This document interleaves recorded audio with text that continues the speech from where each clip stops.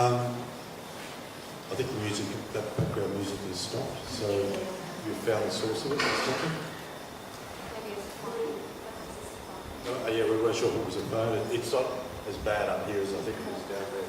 So, okay. So I'd like to move back to Safdar and move on to the second question we've got, and that is more specifically about how the site connects with your own work.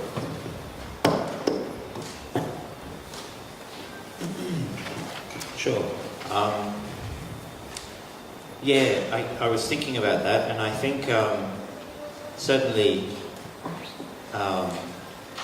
what I think the site underscores in terms of the way it presents the narratives of refugees in detention is the importance of respecting the ethical principles, by which someone can express their story.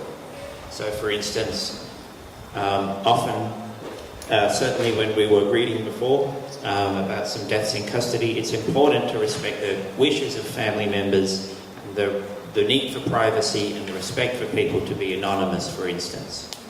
And for a lot of people who come through detention, there are a number of fears. There's the fear that if they're identified publicly, that will become known in their home country from which they've fled, that could have repercussions for family members. But there's also a very profound fear that they'll be punished by the Australian government for doing anything that's perceived to be political. And so, and that doesn't just last whilst they're in detention. They then often will go into community detention. You have a number of people, the so-called legacy caseload, who came about 8 or 9 years ago under the Labor government. Most of them have been through detention. They've spent a couple of years, on average, about 2 years inside a detention centre. They're now on bridging visas within the community, bridging visa E, but most of them are still waiting for the final resolution of their cases. Of course, when the Liberals came into power, no one was getting a permanent visa, and that was it. And so you've got thousands of people who are in the community, mostly men who can't be reunited with their families until they get permanent residency, so they're here alone. They're now allowed to work, but still there's that fear that they'll be punished for telling their stories or speaking to the media or doing anything public. And so I think the terms on which people can express themselves have to be well and truly understood, and I think that's where, I suppose in my experience, I think community work and community art in particular is a good model for engaging with people.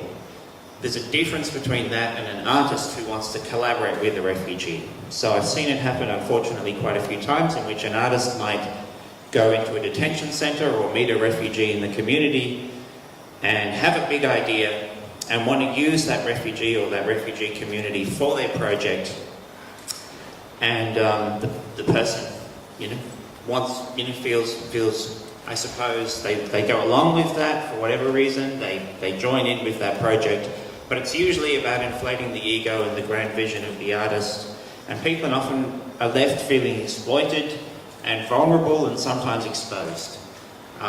Whereas, on the other hand, I think community art or community work is good because it's based on the understanding that you're working with people and that you're doing things on their terms and to an extent that they feel comfortable. And to do that, you need to create a safe space in which people can simply socialise and make friends and feel comfortable enough to express themselves and feel comfortable enough to say, well, actually, no, I don't want to be photographed by that person, or I don't want to have my story on this platform because I don't feel comfortable.